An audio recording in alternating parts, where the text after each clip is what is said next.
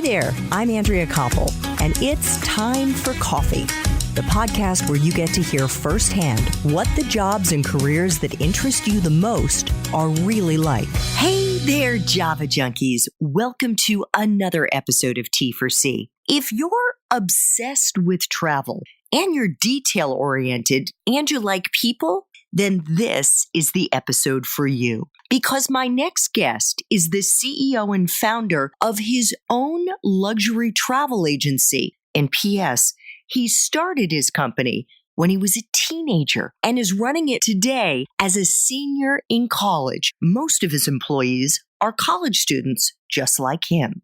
But before I introduce you to Rob Karp, I want to make sure you've signed up for the Java Junkies Journal.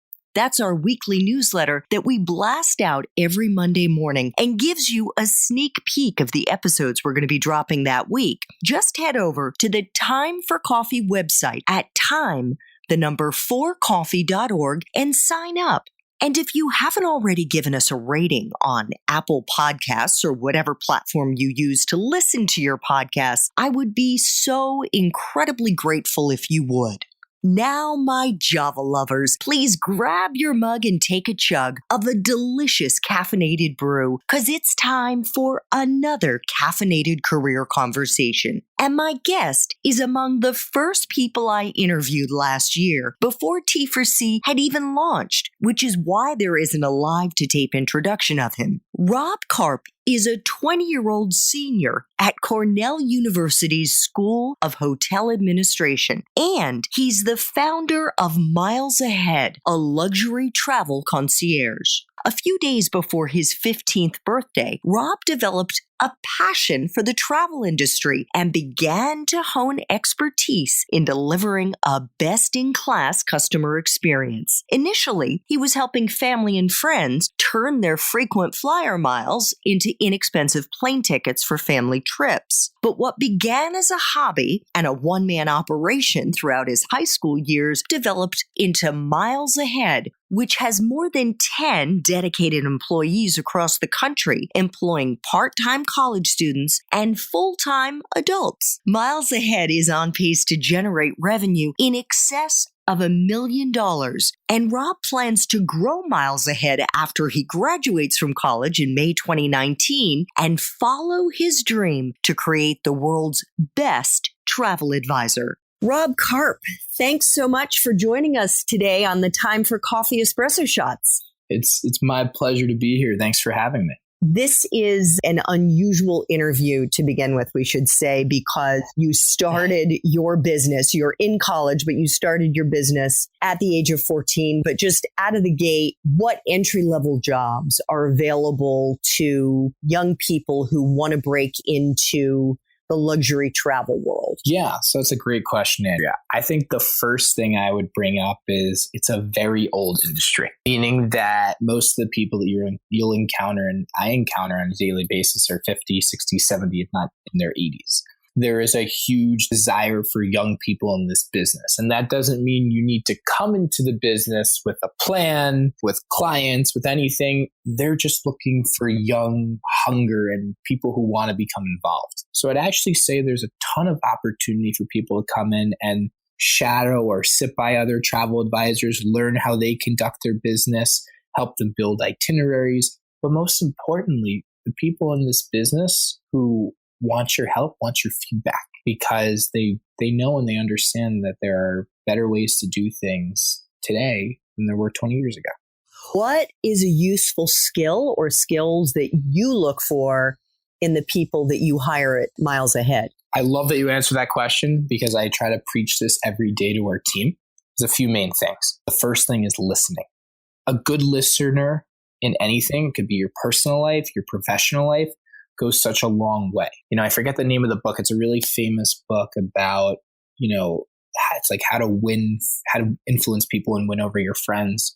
And one of the greatest lessons I learned from the book is people have this, innate desire to talk and they love to be listened to.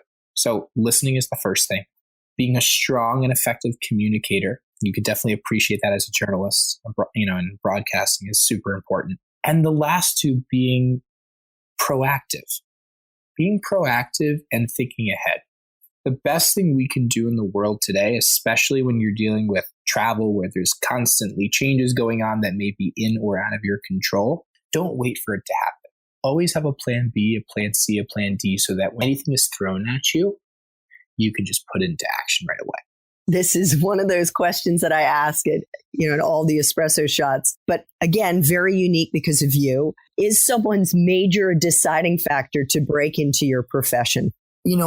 I'd be untruthful if I said that a major wasn't a consideration in terms of breaking into my profession or when I make decisions about hiring.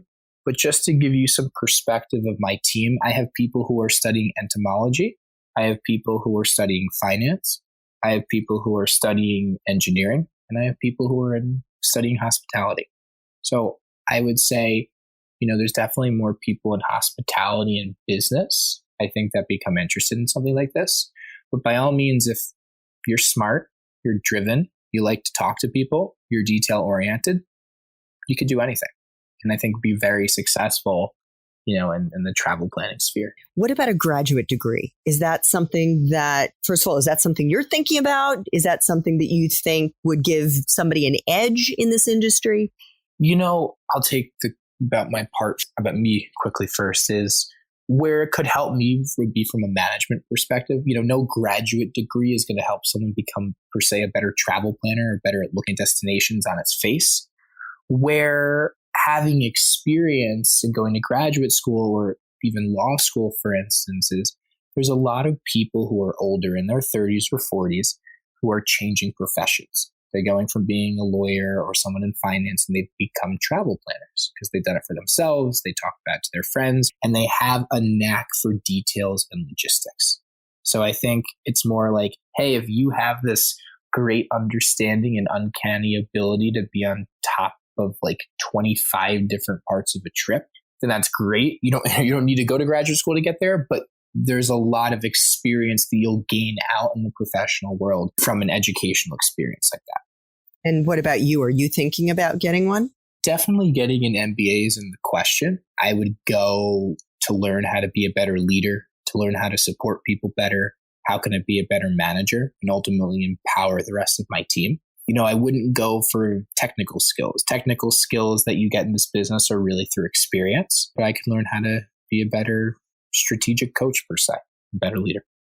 What about life experiences? I'm sure travel is one of the big ones, but what would you say are the experiences that would really give someone a boost starting out in this field? That's a great question. I think travel experience is one thing, but it's a certain type of travel experience. When you were planning your own trip or even helping your friends with something, it's totally different atmosphere and mindset than when you were professionally planning it for others. So we'll get dozens of applications every month for people to join our team, and all they say is, we're really passionate about travel. That's great. A lot of people love to travel, etc.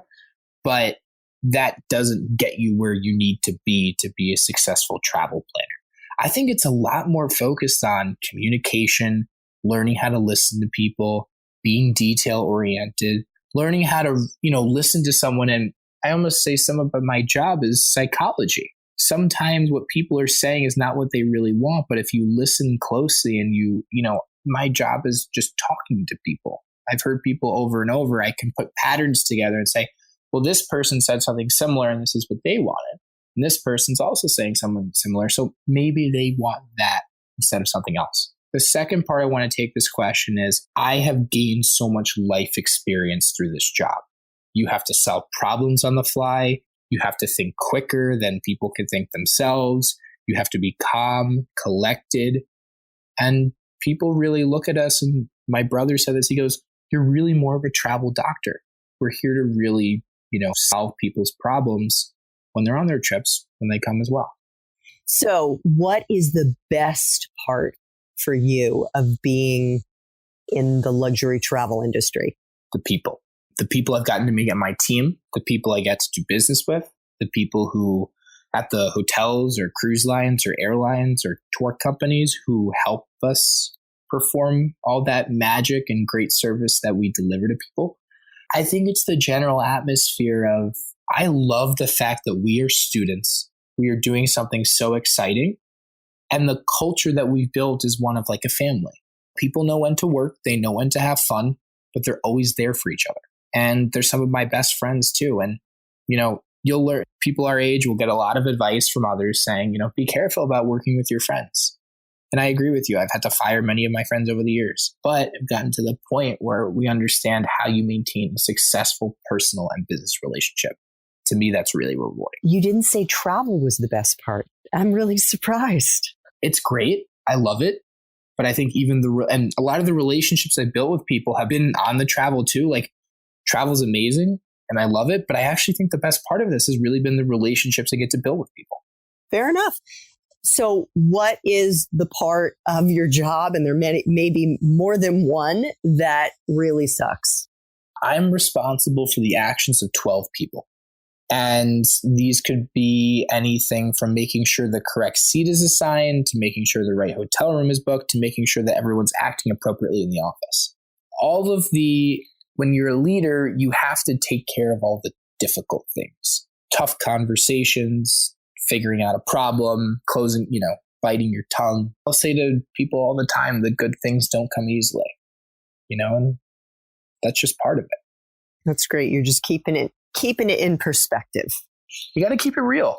So what would people be most surprised to learn about your profession? I think how dynamic it is. My day starts when I get up and it ends when I go, when I'm tired and I'm ready to go to sleep. That's not to say I'm working 24 hours a day, but in travel, you don't know what's going to happen. You don't know when weather is going to come in. You don't know when a plane is going to have a mechanical failure. You don't know what's going on in your travelers' personal lives until they tell you. I think it's so interesting as to how resourceful we need to be to keep a successful and strong reputation. Thanks so much for listening to Time for Coffee, where the professionals in the jobs that most interest you always have time to grab coffee 24/7, no matter where you live. I have one quick favor to ask you. Remember to rate, review, and subscribe to Time for Coffee. Thanks so much.